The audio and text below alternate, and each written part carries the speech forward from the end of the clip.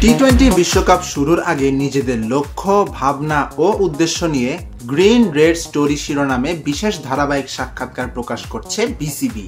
সেখানে এবার নিজের ক্রিকেট যাত্রা শুরু এবং বর্তমানে নিজের বোলিংয়ের উন্নতি নিয়ে কথা বলেছেন বাংলাদেশ জাতীয় দলের leg spinner Rishad Hossain.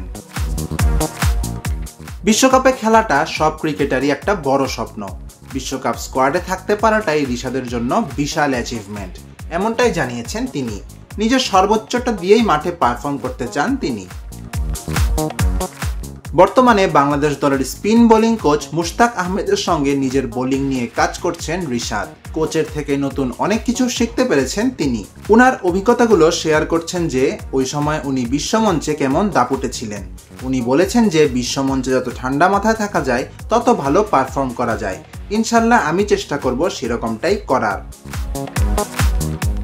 Leg spinner হিসেবে ক্রিকেটটা শুরু করলেও এখন ব্যাট হাতেও ছন্দে আছেন রিশাদ। অলরাউন্ডার হিসেবে সামনের দিনগুলোতে দলের হয়ে ভূমিকা পালন করতে চান তিনি।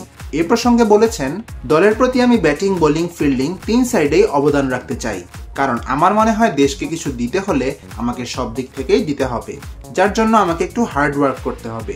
আমি চেষ্টা করছি ব্যাটিংটা তাই একটু ইমপ্রুভ করার।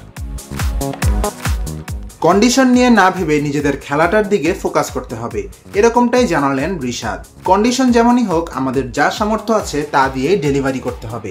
চেষ্টা করব আমরা আপাতত কন্ডিশন নিয়ে না ভাবার আর কি। বিশ্বকাপের মঞ্চে নিজেকে মেলে ধরতে চান রিশাদ। নামের পাশে আমি ওয়ার্ল্ড কাপের হাইয়েস্ট উইকেট টেকারের খেতাব দেখতে চাই। অলরাউন্ডার হিসেবে আমি নিজেকে আরো কয়েক ধাপ উপরে উঠতে দেখতে চাই। তার জন্য সর্বোচ্চ চেষ্টাটাই করব। সামিন মোহাম্মদ আনান, স্পোর্টস বাংলা।